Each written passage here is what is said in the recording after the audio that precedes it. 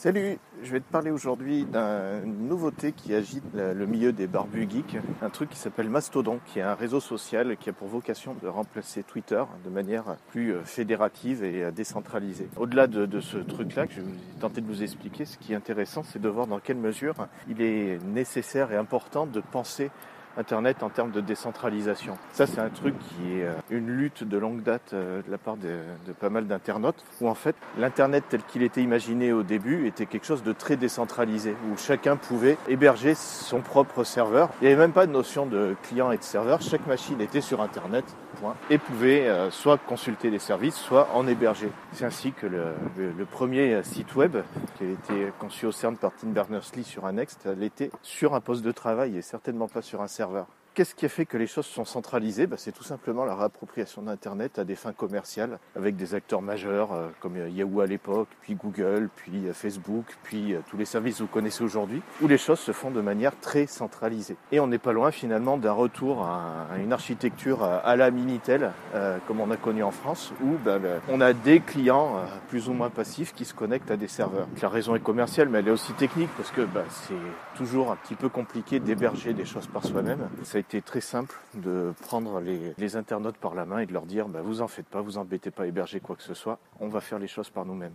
Ça amène plein d'avantages, plein de simplifications, ça amène aussi pas mal de complications, en particulier au niveau humain, politique, j'allais dire. Quand un site comme Twitter est complètement centralisé et dépendant d'une seule et unique entreprise commerciale, on peut se poser la question de quelle est la légitimité de cette entreprise commerciale, cotée en bourse, etc., pour décider de qu'est-ce qui doit être diffusé, qu'est-ce qui doit être censuré. Fort heureusement, il y a peu de censure sur Twitter, même s'il y a des cas qui sont survenus et il y en a de plus en plus. Et la question donc mérite d'être posée. Alors le Gus qui a créé Mastodon, lui, est parti sur un impératif beaucoup plus décentralisé, avec la possibilité de créer des instances de Mastodon, c'est-à-dire des versions de Mastodon qui est un logiciel open source, n'importe où, sur n'importe quel serveur, et ensuite de pouvoir créer sa communauté sur son Mastodon local. Après, ce qui en fait l'intérêt, c'est que au-delà de cet aspect local, il y a une forme de fédération qui fait que chacun peut communiquer avec un mastodon situé ailleurs. En fait, ça fonctionne sur un système très proche du mail. Quand vous écrivez à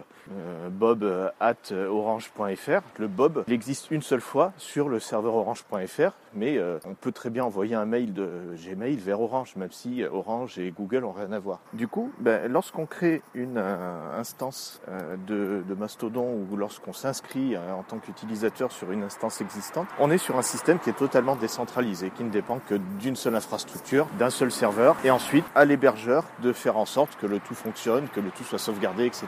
Je pense qu'en l'état, Mastodon ne va pas pouvoir pérenniser à moins d'évoluer. Par exemple, si vous investissez sur une instance de Mastodon en créant un contenu riche, dense, si ce serveur ferme, vous perdez tout. Il n'y a aucune possibilité de le récupérer. Alors on pourrait dire la même chose. Mastodon, en fait, pour le reste, ça ressemble beaucoup à Twitter. C'est des messages courts. Alors c'est pas 140 caractères, là c'est 500. Mais finalement, on se retrouve assez à l'aise lorsqu'on est habitué de Twitter et qu'on se met en place sur un système tel que Mastodon.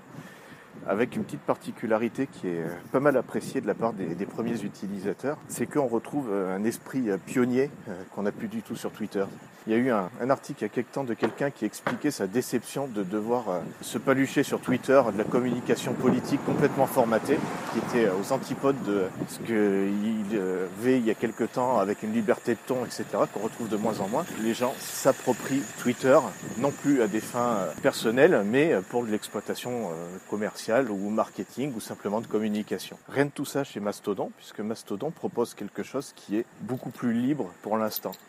Je pense que cette liberté de ton, on la gardera, puisqu'on peut avoir des instances qui soient très diversifiées. Je serais assez curieux et je vais étudier ça de manière attentive, de voir comment le réseau va évoluer dans les mois à venir. De ces tweets, si Twitter ferme, on perd tout, mais il y a quand même moins de chances qu'une société cotée en bourse ferme du jour au lendemain, alors qu'un serveur qui peut être hébergé par un particulier, lui, a beaucoup moins de garanties. C'est ce qui fait à la fois la force et la particularité qui peut être un point faible de ce système d'organisation, c'est que d'une part, toute censure est impossible puisque chacun peut héberger son propre mastodon et avoir une liberté de parole totale, si ce n'est des droits liés à l'hébergement lui-même qui sont assez limités. La contrepartie, c'est que bien évidemment, il n'y a pas possibilité d'avoir une censure quelle qu'elle soit.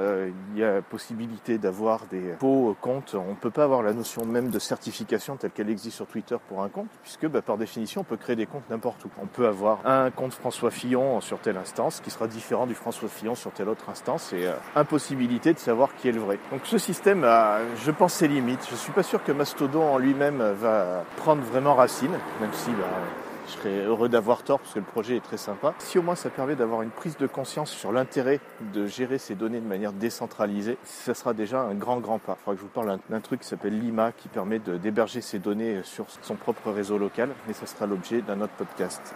À bientôt.